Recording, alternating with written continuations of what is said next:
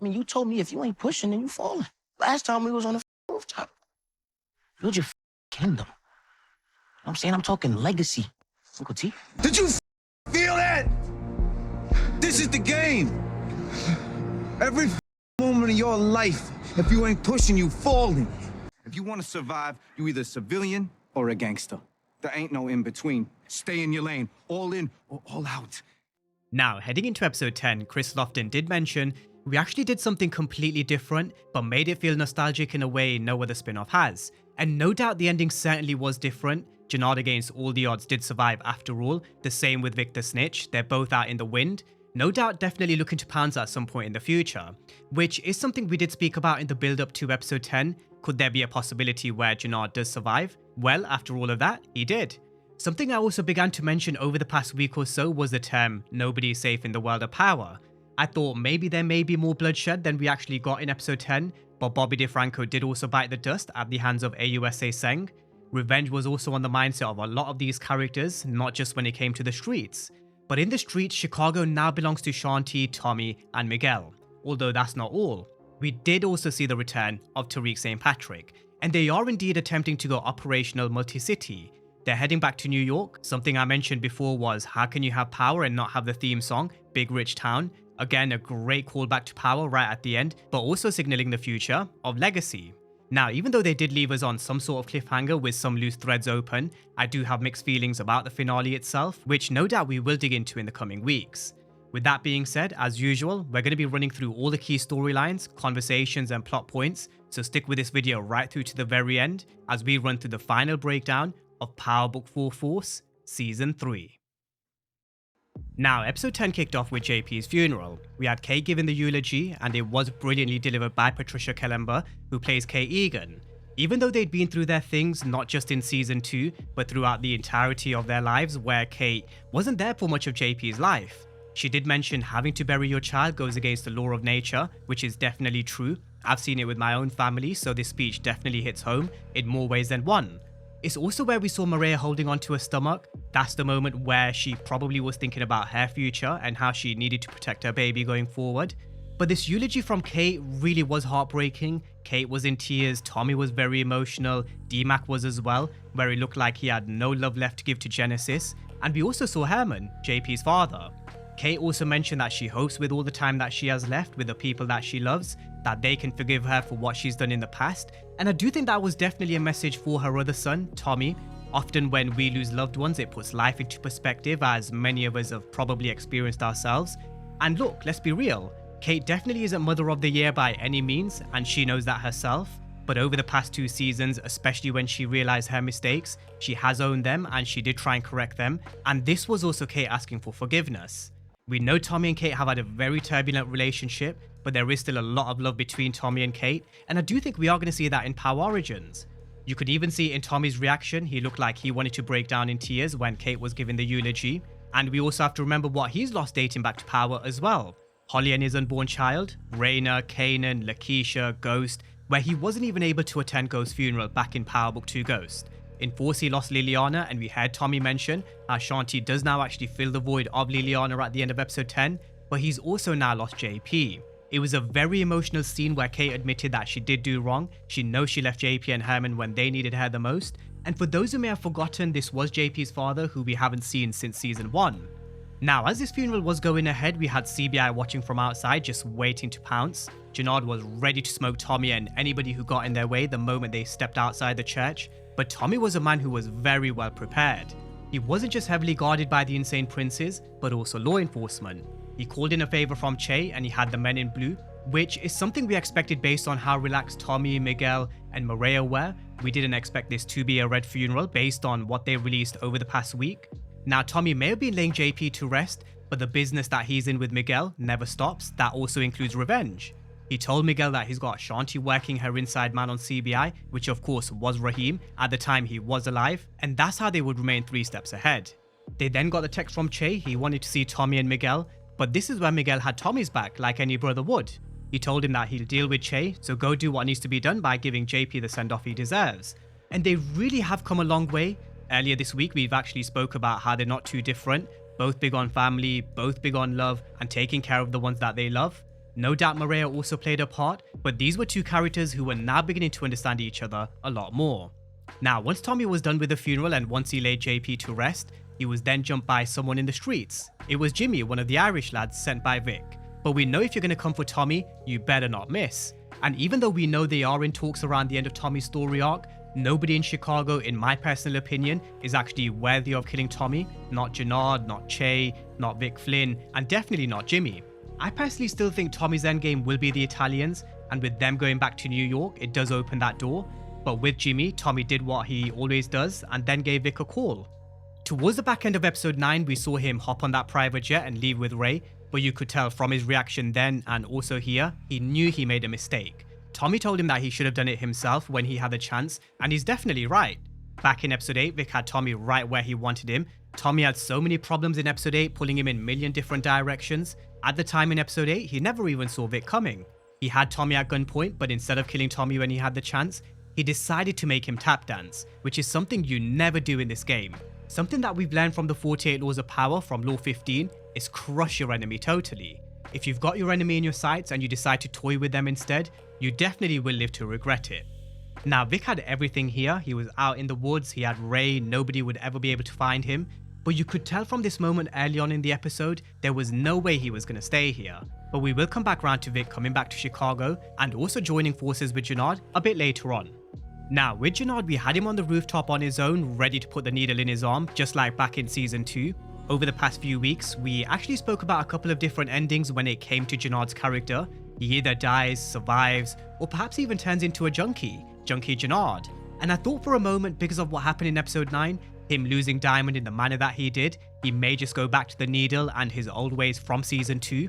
However, the picture of him and Diamond, how far they've come, how close they came to taking over the city, he decided he's not going to go down that route. He then received the text from Roberto Ortega, which mentioned he's sending more men, he wants Tom Egan off the map once and for all, and that's what probably fueled Jenard to keep his head straight, or at least should I say semi-straight in episode 10, which was revenge and avenging his brother's death.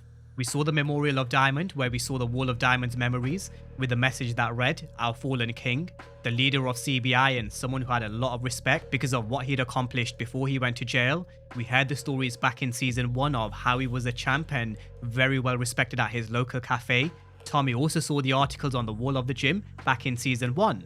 He was very well respected by these guys here, Bones, Big Smurf, and everybody else who was a part of CBI. Diamond was the OG and his death definitely hurt for sure. Now, this is where Jenard questioned Raheem, which I think we all knew was coming at some point in episode 10. We had Jenard questioning where he was with the rest of CBI when they slid up to the funeral to take Tommy out, and his response was he was with his girl, which Jenard saw straight through. He knew he was playing the other side because he knows exactly what he saw back in episode 9, and we know as well. He refused to shoot Shanti when he had the chance. Diamond did also mention if their location does get leaked, then they would have known they would have had a snitch amongst their ranks. So as expected, there goes Raheem, and he was right, he was the snitch because he was the one who was working with Shanti. This was also a warning to everybody else. If everyone is on the same shit that Raheem is, they are gonna end just like him. And he did deliver a message that we mentioned earlier this week. You're either with him or against him. We spoke about how you can't sit on the fence in this particular war because there is no grey area, because we saw what happened to Marshall in episode 9 when he decided to pick CBI but not kill D-Mac. You're either with CBI or you're with Tommy, Miguel, and Shanti. And throughout episode 10, we did start to see this empire crumble under Jenard's leadership and everybody flipping over to Team Tommy.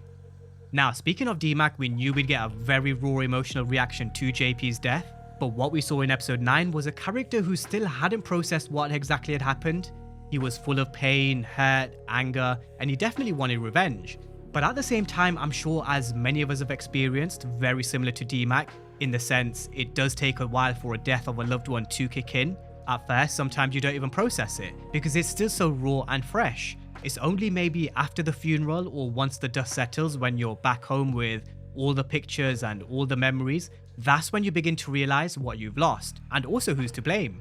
But I did think at some point we would see D-Mac emotional from this particular angle as well. Him on his own in tears, you had all the images of JP, you could tell D-Mac was really hurting, and I think that conversation that he had later with Tariq did help, but at the same time he still is going to need a lot of mentoring, which hopefully we do see in Legacy if he does cross over with Tommy and Tariq back to New York, but let's wait and see. Now with Genesis, he did mention that he sold his bike and gave her an envelope of cash to get her up and running as Spellman. He wanted her to have a good life, but just not with him. And you could definitely tell from his reaction he has changed. JP's death has changed DMAC, which is why it needed to happen. The only way characters seem to learn, especially young characters like Tariq, the young Kanan, and DMAC, is when they lose loved ones because of their actions. Now Genesis also actually wanted DMAC to leave the streets behind him. She tried to convince him to come to Spellman with her, and had JP been alive, maybe there may have potentially been a very slim chance where he may have considered it, but definitely not anymore. Any hopes of DMAC taking the blue pill of power is definitely gone. And to be honest, with a character like DMAC, he is street through and through. Now back at the house, Maria was trying to be extra helpful, especially around Kate, because towards the end of episode 9, Kate did actually catch Maria booking the one-way ticket to Mexico. But at the time, Kate still hadn't told Tommy, because the truth is, she was actually hoping Maria would change her mind, which Maria did say she had at the time. She told Kate she was staying, but you could actually tell Kate didn't really believe Maria, because for as much as Kate isn't Mother of the Year, she has always been able to see straight through Tommy's previous girlfriends. When it came to Holly and also Lakeisha, Kate won Tommy on both occasions, and we probably will see something very similar in Power Origins, which by the way we did get a tease to just before episode 10. For those who may have missed it, Power Origins is coming soon, hopefully at the back end of 2026. Now back at the house, we also had DMAC, who was still very emotional at this moment in time, which is definitely understandable. He had his peace with him and he told Tommy that he had a score to settle, which of course was putting an end to Jannard. But he was still very emotional at this moment in time. We also saw what happened in episode 9 between him and Marshall. We also saw the scene between him and Genesis. The problem with this approach is it's wild, it's reckless, and he's definitely not thinking straight. Making moves when you're in this emotional state, that's when you make mistakes, that's when you go and get yourself killed in the streets, or even worse, get someone else killed, just like with what happened with the knock-on effect of him killing Mad Dog back in season 2. We know when DMAC wants to put his mind to something, he can actually be very strategic. We saw it back in episode 3. The problem is he's still very young, he's a teenager, and this is the first time he has experienced this kind of pain, and we definitely have to remember that. This is still very raw and new for someone like DMAC. He's still going to be very emotional, but again, the problem DMAC could cause if Tommy wasn't standing in his way is huge. He'd only make things difficult for Tommy if he were to go out on his own, so rightfully so, Tommy tells him he needs him to calm down and he can't have him wilding out on him. He promises they're going to make Jannard pay for what he did to JP, but at the same time, they had to make sure their next move was solid. He also asked another valid question: what if something happened to Tommy? Who would look after Maria and his baby? Who would look after Kate? Who would look after DMAC? As much as Tommy is the man of the house, he was also telling DMAC that he was as well. He also had a conversation with Kate where she told him she was heading back to New York because she needed time to work on herself. And you would have thought Tommy would have been glad to get rid of Kate, but this time around he actually wanted Kate to stick around, which I personally don't think was a great idea. In my opinion, Kate going back to New York is perfect. Maria leaving to go to Mexico is also perfect, because then it would leave no vulnerabilities in Chicago for characters like Jannard and CBI to target, just like Jannard did back in episode 9. Tommy wanted to put Maria in a safe house until everything was over with Jannard and CBI, which is where Maria mentioned Tommy is the first person that is broken but unbreakable at the same time, and I do think that was a great way to put it when it comes to who Tommy Egan is. Tommy is broken because he's deeply damaged, like we spoke about before. Ghost's death, JP's death, Lakeisha's death, countless of betrayals. He carries heavy guilt and loyalty issues from his past, but he is also unbreakable because despite all the pain, trauma, and close calls that he's had in the streets, despite everything that he's been through, he never fully cracks. He survives, adapts, keeps fighting and pushing forward because he knows better than anyone, if you ain't pushing, you're falling. So Maria definitely is right, he's broken and also unbreakable, but with both Kate going back to New York and Maria going back to Mexico, I do think it was a good thing, and no doubt we sure haven't seen the last of Kate. We definitely will be seeing her in Power Legacy, and I do think the next time we do see Maria, she may just be carrying Tommy Jr. in his arms, which no doubt will be a Powers first. Now we then had Shanti come in. She gave the news to Tommy that Jannard left Raheem's body in the middle of the ring in her gym as a message, and that was a big problem. They just lost their advantage within CBI, which was through Raheem feeding intel. But Tommy did also say there was another way they could get to Jannard, because his biggest weakness isn't a needle, it's Shanti, and that's how they were going to get their in with CBI. Now with law enforcement, we had AUSA Seng moving into Stacey Marks' office. But Bobby DeFranco did not waste any time at all. He confronted him about seeing him with Chen, accepting the envelope of cash back in episode 9, the same person who went to go visit Markovich. AUSA Seng did try to initially play it off, but we know Bobby DeFranco isn't stupid. Not only did he have the pictures, he had more. Earlier this week I did say Bobby DeFranco will need more evidence, and this was it. He had the financials to AUSA Seng. They then had this back and forth, which ended up with them agreeing to basically lead Tommy into a trap. We did also have AUSA Seng mentioning after they were done he was going to walk free because he was more than happy to take the prison sentence and keep his mouth shut as long as his wife remained safe from the Marquez cartel, which is where Bobby DeFranco then agreed to play ball. Now they then gave Tommy Egan a call. He mentioned that he's now the acting US attorney in Stacey Marks' place, and he had a way which would mutually benefit both. So the meet was now set, but you could tell something big was going to happen with the look on Seng's face. And how many of you guys pictured what came next? We had AUSA Seng coming to see Tommy, which was all a setup. Tommy and AUSA Seng were already working together, and I do think he knew he had to get rid of this problem because Bobby DeFranco did make it clear he was never going to stop until he got justice for Stacey Marks. Although I don't think anybody had AUSA Seng pulling the trigger on Bobby DeFranco, kind of a Mike Sandoval 2.0 moment. Back on X a couple of weeks ago, I did mention I could see AUSA Seng killing Stacey Marks, which I was almost there, but he killed Bobby DeFranco instead. Now, something that is worth mentioning, I do think we need to keep in mind, Tommy did say he wanted that recording because he was wearing a wire, which Seng said he will give to him later. Something to definitely maybe keep in mind, because who knows whether that could pop back up in the world of power in the future. There are a lot of loose threads, and I do think this could potentially be one. Now, after Bobby DeFranco was taken care of, Seng did deliver the news to the packed media room, where he threw dirt on not just Stacey Marks' name, but also Bobby DeFranco. He mentioned they were both involved in a corrupt drug ring and their financials prove it, which was ironically thanks to Bobby DeFranco's investigation, just twisted by AUSA Seng. And as we all know in power, a dead person can't defend themselves. So there goes Bobby DeFranco, and say hello to the new US Attorney of Chicago, William Seng. Now, in terms of the streets, we then had Shanti coming over to see Jenard, which we knew was a cleverly orchestrated plan by Tommy and Shanti. Tommy did tell D-Mac earlier on in the episode that their next move had to be solid, and this was a part of their plan. Have Shanti get back in with Jenard, sprinkle some truth in by telling Jenard that yeah, the original plan was to kill Diamond, but having the White Devil do it, that just doesn't sit right. Just like Kanan once told Tommy, every good lie is veiled in the truth. She was making Jenard a proposition of working together. Again, he'd get Garfield Park, Manny Fresh, and the whole of West Side. The problem with this relationship is there's basically no trust. That bridge was burnt back in episode 7. And there has also been an overriding theme dating back to Power, which originally started with Courtney Kemp and then also continued under Gary Lennon, especially in Fall Season 3. In Power, they've represented this world where honesty does build this rare trust. For example, what we saw between Tommy and Ileana, but with others who are very power hungry, for example Shanti Showstopper, in this criminal world that these guys are in through ambition, secrets, constant backstabbing, loyalty is always transactional and prone to collapse. And you could definitely tell Jenard was very hesitant because of what they just been through. Shanti can be very persuasive when she wants to be, but straight away they made it clear Jenard wasn't buying Shanti's bullshit, and she knew it too. She told Tommy that he didn't buy it, so the next move was target the RDs. However, first up was a meeting with Che. The landscape of Chicago's drug game was changing in episode 10, not just at street level but at the top as well. Their bosses in Mexico said the Marquez cartel were no longer their enemy.